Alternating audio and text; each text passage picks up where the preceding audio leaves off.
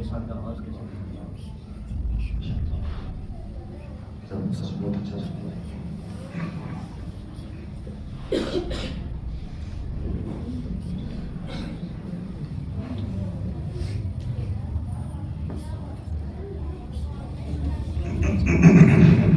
سارے احباب تروشی پڑھتے پڑھتے اللہم صلی اللہ علیہ وسلم.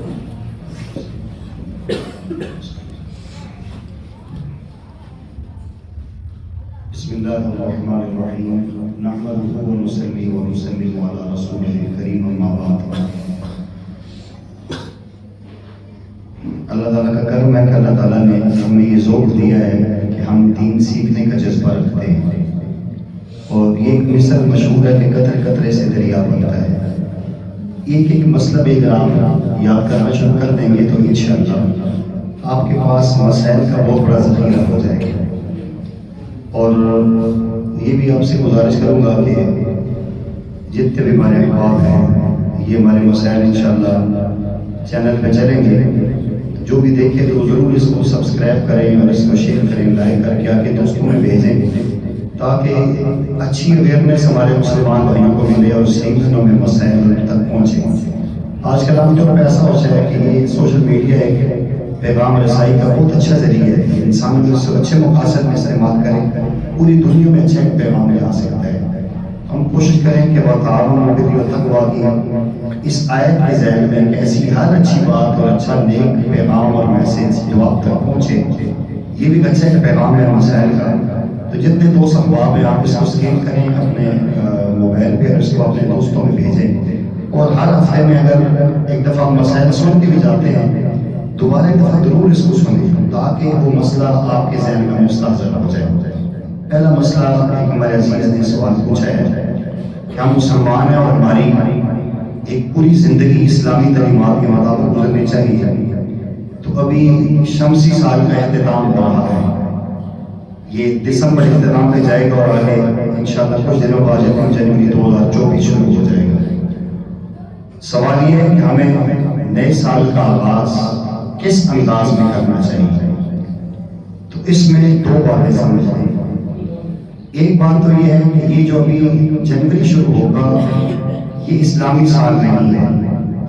اسلامی سال کا آغاز محرم الحرام سے ہوتا ہے اور اسلامی سال کا اختتام ماہ ذی الحج پہ ہوتا ہے. تو اصل اسلامی سال تو وہی ہے محرم الحرام کا، اور اختتام ذی الحج میں. یہ جو ہے یہ شمسی ہے، عیسوی کے اعتبار سے ہے، پر یہ بھی ہماری زندگی میں چل رہا ہے. تو ہمیں اس کا آغاز اللہ جل جلالہ کے سامنے اپنے گزشتہ سال کے گناہوں کو یاد کر کے معافی مانگے، اس پہ توبہ کے نفل پڑھے اور پھر شکرانے کے نفل پڑھ کے اس سال کا آغاز کرنا چاہیے نئے عزم اور نئی عہد جدید کے ساتھ کہ اے اللہ گزشتہ سال میں بے عصی ہو چکے ہیں اور آئندہ کے لیے جو نیا سال انگریزی شروع ہو رہا ہے اس بات کا عزم کرتا ہوں کہ اللہ کوئی تیری اور تیرے محبوب کی نافرمانی نہیں کروں گا. یہ مسلمان کا شعر ہے اور ہمیں ایسا ہی کرنا چاہیے کہ ایک تو فکر مند ہونا چاہیے کہ ہماری زندگی کے اختتام کی طرف ہم قریب ہو رہے ہیں. مثلا اگر میری عمر اس وقت جو ہے کہ ابھی چل رہی ہے 45 ہے، مثال دیتا ہوں، اگر سال پورا ہوتا ہے تو میری زندگی میں 46 سال نہیں ہوں گے بلکہ جو میری زندگی اللہ نے اپنے کاغذوں میں لکھی ہے 50 ہے، 60 ہے، 70 ہے، اس میں سے 45 سال میرے کام ہو چکے ہیں. یہ سوچ ہونی چاہیے کہ میری زندگی میں ایک سال کم ہو رہا ہے. جس طرح ہمارا ٹائم ہوتا ہے کہ امتحان دینے جاتے ہیں یا کہیں انٹرویو ہو رہا ہوتا ہے تو 12 بجے آپ نے پہنچنا ہے، 11 ہو گیا جی 1 گھنٹہ باقی ہے، 11:30 ہو گیا جی آدھا گھنٹہ باقی. جس طرح وہ فکر ہمارے سوال ہوتی ہے دماغ میں، یہ سوال ہونے چاہیے کہ میری زندگی کے 1 سال کم ہو چکے ہیں. اللہ معاف فرمائے، افسوس کے ساتھ کہنا پڑتا ہے کہ 31 دسمبر کی رات ہمارے سوسائٹی میں کیسے گزرتی ہے آپ سب کو پتہ ہے. وہ ہلّا گلا ہوتا ہے، فائرنگ ہوتی ہے، وہ ایسا شراب اور کباب کا ایک بازار گرم ہوتا ہے کہ انسان حیران ہو جاتا ہے خدا کی عذاب خدا ہوتی جاتی ہے. ہمارے محلوں میں بھی ہوتا ہے، کبھی نہیں دیکھتے کہ یہ فائرنگ ہو رہی ہے، مسجد کی کھڑکیوں کو لگ رہی ہے، دیواروں کو لگ رہی ہے، کوئی پرواہ نہیں ہوتی. آج یہ صورتحال یہاں تک آ چکی ہے، اس لیے خود بھی اس سے بچیں. اور اگر آپ دیکھتے ہیں محلے میں گلی میں کوئی ایسا بندہ کر رہا ہے تو آپ مخبری نہ کریں، اس کو سمجھانے کی کوشش کریں. کسی کا بیٹا ہو اس کے والد صاحب سے سمجھائیں، یہ اچھا نہیں ہوتا. پولیس کو فون کر دیں، پولیس آ جائے گی لیکن دلوں میں نفرت پیدا کرے گی. ہمیں پیار محبت سے سمجھانا چاہیے اور ان کو اخلاق سے سمجھانا چاہیے. بیٹا یہ چیز اچھی نہیں ہے، بس ہم بری و ذمہ ہو گیا، پھر بھی نہیں عبادت ہے، ہم بری و ذمہ. ہاں کسی کو تکلیف دیتے ہیں پھر اس کو حق پہنچتا ہے، جس طرح چاہے اس کا انتظام کر سکتا ہے. تو ایک تو یہ عزم کریں جتنے آپ بیٹھے ہیں، یہ یوٹیوب پہ جتنے میرے ویوز والے فالوور ساتھی یا سبسکرائب کرنے والے دوست جتنے بھی سنیں گے، ان سے یہی پیغام ہے بے اسیر مسلمان، ہم 31 دسمبر کا دن غم میں گزاریں، ندامت میں گزاریں، توبہ کے نوافل میں گزاریں، اور اس کے ساتھ جو ہی 1 جنوری آئے، اگرچہ اسلامی سال نہیں یہ انگریزی سال ہے، پھر بھی توبہ طیب ہو کے تہجد کی نماز پڑھ کے اللہ سے دعا مانگ کے فجر کی نماز کے ساتھ اس کا آغاز کریں. انشاءاللہ امید ہے کہ اللہ تعالیٰ ہمارا سال اچھا گزارے. دوسرا سوال کہ بزرگوں نے کیا ہے، فرماتے ہیں کہ وعدہ خلافی میں کون کون سی باتیں آتی ہیں؟ وعدہ خلافی کی بہت ساری صورتیں ہیں اور یہ انتہائی گناہ ہے جس سے بھی کسی مسلمان کو تکلیف ہوتی ہے. مثلا ایک بندہ وعدہ کرتا ہے کہ میں کل آپ کے کام پہ آؤں گا، یہ بندہ کل انتظار کرتا رہتا ہے، وہ نہیں آتی اور بتاتا بھی نہیں ہے کوئی معقول ہو سکتا، کل آ جاؤں گا، یہ پھر انتظار کرتا ہے، وہ کہتے نہیں آتا. یہ اسی انداز میں کوئی بندہ کسی سے کوئی چیز دیتا ہے، وہ کہتا ہے بھائی کل آ جانا آپ کو چیز مل جائے گی. یہ بندہ کل جاتا ہے، کہتا ہے آج نہیں کل آؤں گا، وہ پھر کل چلا جاتا ہے، کہتا ہے آج نہیں پھر کل آؤں گا، پھر جاتا ہے آج نہیں کل آؤں گا. یہ جو بار بار ایسا کیا جاتا ہے یہ ٹھیک نہیں. اس سے اگر کسی مسلمان بھائی کو تکلیف ہوتی ہے تو یہ حرام ہے، یہ مسلم میں حرام ہے. ہاں یہ کہہ سکتا ہے بھائی میں 3 دن بعد یہ چیز آپ کو دے دوں گا، 4 دن کے بعد دے دوں گا، تاکہ اس کو بار بار چکر نہ لگایا جائے. اگر کسی بھی معاملے میں ایسا ہوتا ہے تو یہ ٹھیک نہیں. کوئی بندہ کہتے ہیں آپ گاڑی لے میں ٹھیک کر دوں گا، وہ لے کر چل کہتے نہیں آج نہیں کل آؤں گا، وہ کل چلا کہتے نہیں اگلے کل آؤں گا، پھر اس کے بعد چھوڑ کے آ جاتا ہے کہ 2 دن بعد لے لینا، وہ 2 دن کے بعد کہتے ہیں نہیں ٹھیک ہے 2 دن بعد آؤں گا. تو یہ ایسا کرنا ٹھیک نہیں ہے. یہ بھی ایک قسم کے معاملات میں کسی مسلمان کو تکلیف ہوتی تو ٹھیک نہیں ہے. آپ نے نبی پاک صلی اللہ علیہ وسلم کے بارے میں سنا ہوگا، نبوت ملنے سے پہلے آپ صلی اللہ علیہ وسلم کے ساتھ ایک بندے کا معاملہ ہوا. اس نے کہا کہ آپ یہاں ٹھہرے میں وہ پیسے لے کر آتا ہوں.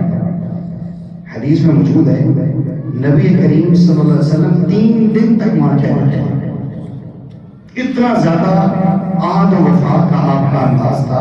آپ نے صرف یہ کہا کہ میرے بھائی تو نے مجھے بہت تکلیف دی. اس لیے اگر کوئی بندہ کسی سے کہتا ہے کہ میں فلاں جگہ پہنچتا ہوں، آدھے گھنٹے میں پہنچتا ہوں، اگر آدھے گھنٹے میں نہیں پہنچ سکتا تو بتا دے بھائی کہ میرا وہ گھنٹہ بھی لگ سکتا ہے، تاکہ اگلے بندے کو وہاں انتظار نہ کرنا پڑے. تیسرا مسئلہ ایک نوجوان نے یہ پوچھا ہے کہ بندہ وضو کر کے آتا ہے، وضو کرنے کے بعد جو ہی گھر سے باہر نکلتا ہے یا گھر کے سین میں جاتا ہے تو آگے LED لگی ہے اور سامنے کوئی گانا چل رہا ہے یا موسیقی ہے یا کسی عورت کی تصویر چل رہی ہے، تو کیا اس کے دیکھنے سے وضو ٹوٹ جاتا ہے؟ تو جواب یہ ہے کہ اس سے وضو نہیں ٹوٹتا. وضو ٹوٹتا تو نہیں ہے لیکن اس کو دیکھنا حرام ہے. کسی بھی غیر عورت کو دیکھنا حرام ہے. علماء نے یہاں تک لکھا ہے کہ غیر محرم لڑکی اگر تلاوت بھی کرتی ہے، عاقل بالغ بچی ہے، تو اس کی تلاوت بھی نہیں سن سکتے، اس کی نعت بھی نہیں سن سکتے، کیونکہ ہر بندہ اس کو بیٹی اور بہن کے لیے سے نہیں سنتا.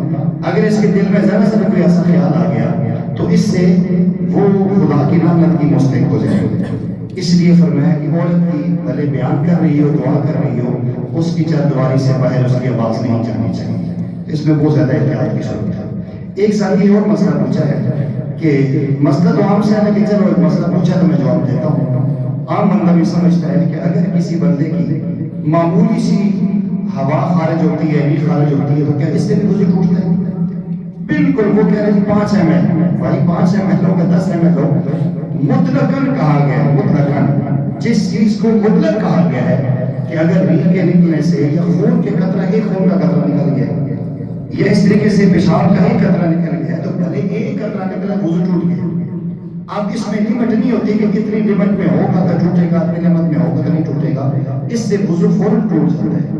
اس لیے انسان کو اپنے وضو کی تجدید کرنی چاہیے، اور اگر پیشاب کے قطرے گرے ہیں تو کپڑے کو بھی دھونا چاہیے ورنہ کپڑا بھی ناپاک ہوگا. اگر وہ قطرے جسم میں ٹانگ پہ کہیں گر گئے ہیں تو وہ ٹانگ بھی ناپاک ہوگی، اس کو بھی دھونا پڑے گا. نماز کے لیے جس طرح جگہ کا پاک ہونا شرط ہے، بدن کا بھی پاک ہونا اور لباس کا بھی پاک ہونا شرط ہے.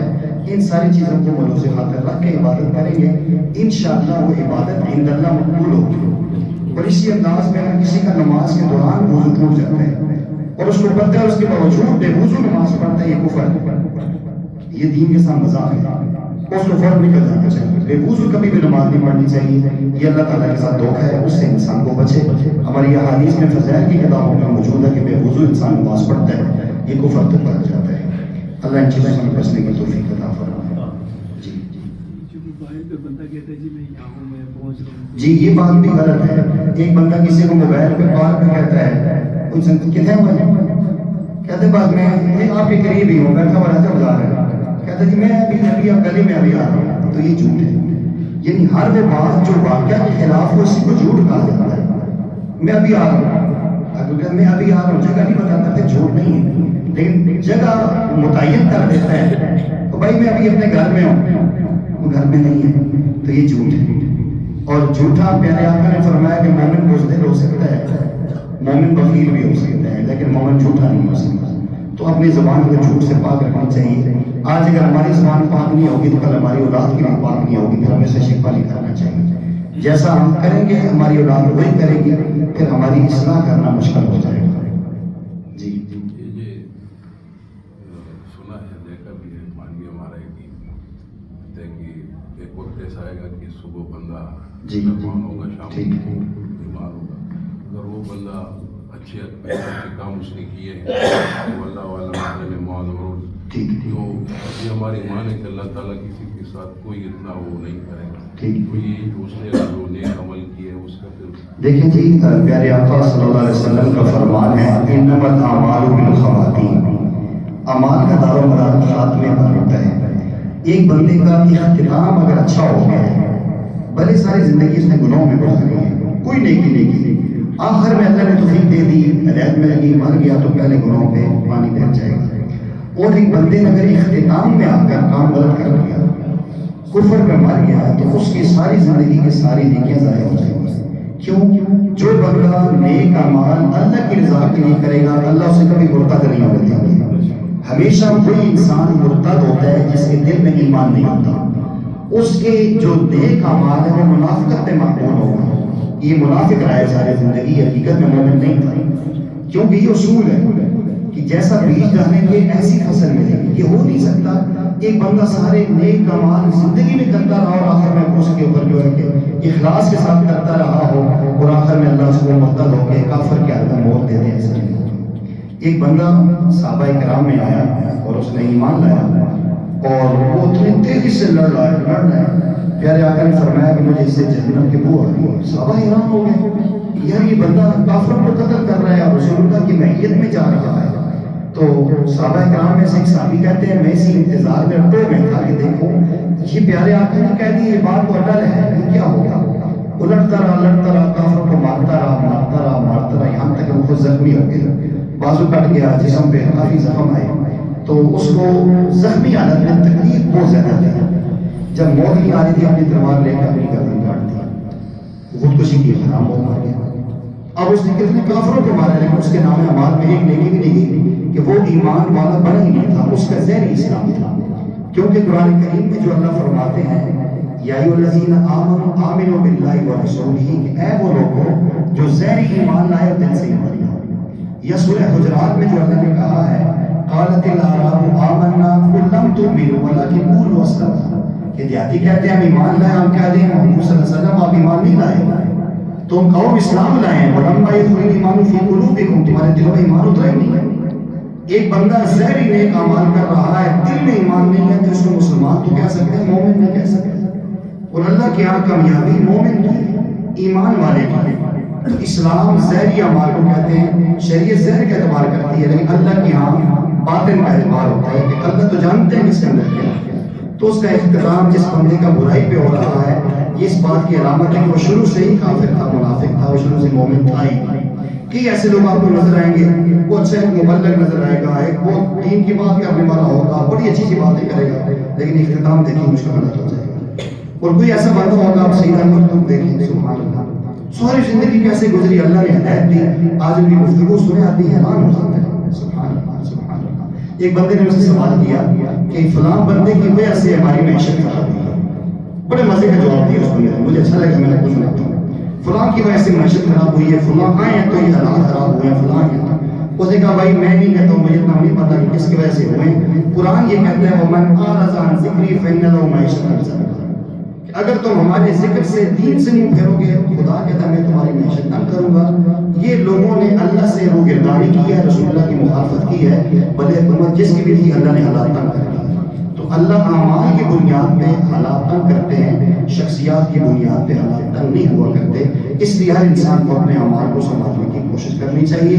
اور پیارے آقا صلی اللہ علیہ وسلم نے فرمایا کہ ایک ایک لمحہ پھونک کے رکھو، پتہ نہیں اگلا لمحہ کفر کی طرف جائے گا کس طرح.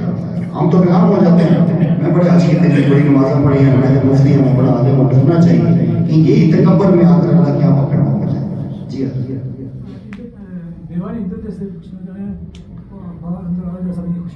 جی بیوہ ایک خاتون اگر ہو جاتی ہے، اس کا خاوند فوت ہو جاتا ہے تو اس کے اوپر جو قید لگتی ہے، اگر نوجوان لڑکی ہے، کوئی نوجوان بیوہ ہو گئی ہے تو اس کے لیے حکم یہ ہے کہ وہ عدت کے دنوں میں مہندی نہ لگائے، سرما نہ لگائے، خوشبو نہ لگائے، ایسی کسی فنکشن میں نہ جائے جہاں خوشی کا اظہار ہوتا ہے، کسی بھی شادی میں نہ جائے. اور کوشش کرے کہ گھر کے اندر ہی رہے، زیادہ مناسب ہے. اور کوئی بیماری ہوگی ڈاکٹر کے پاس جا سکتی ہے، گھر کے بعد اندر آ جا سکتی ہے، لیکن اس کے لیے شادیوں میں جانا، دوسری جگہ سفر کر کے جانا ٹھیک نہیں ہے. اگر بوڑھی عورت ہے، دادی نانی کی عمر کی ہے، تو اس کے لیے حدود تو یہی ہے، لیکن اس بیچاری نے کیا چمکنا ہے. وہ اگر ویسے اگر بڑھاپے کے ویسے سال میں خارش ہوتی ہے، مہندی لگا سکتی ہے، لیکن اس سے یہ مطلب نہیں کہ وہ گندی مندی رہے، نہائے بھی نہ نہ سکتی ہے، سر کو کنگھی کرے، تیل لگائے، صاف ستھرے کپڑے پہنے، لیکن ایسا ماحول اور ایسا پیٹ اپنا بنائے کہ دیکھنے والا یہ سمجھے کہ اس کو خامن کے مرنے کا غم ہی نہیں ہے. تو آ جا سکتی ہے، بیماری ہے تو آ جا سکتی ہے، ڈاکٹر کے پاس جا سکتی ہے، یا خدا نہ خواستہ ٹیچر ہے کسی اسکول میں، یا ڈاکٹر یا نرس ہے کسی ہاسپٹل میں، اور اس میں اس کے گھر میں کوئی بندہ کمانے والا نہیں ہے، بچے اس کے چھوٹے چھوٹے ہیں اور ذرائع آمدن نہیں ہے، تو بے حیثیت ایک مجبوری، بامر مجبوری، وہ صرف وہاں جاب کے لیے بھی جا سکتا ہے، چاہے اور فوراً واپس گھر آ جائے، کہیں بھی رات نہیں گزار سکتی. 4 مہینے 10 دن اس نے اپنے ہی گھر میں گزارنے ہیں.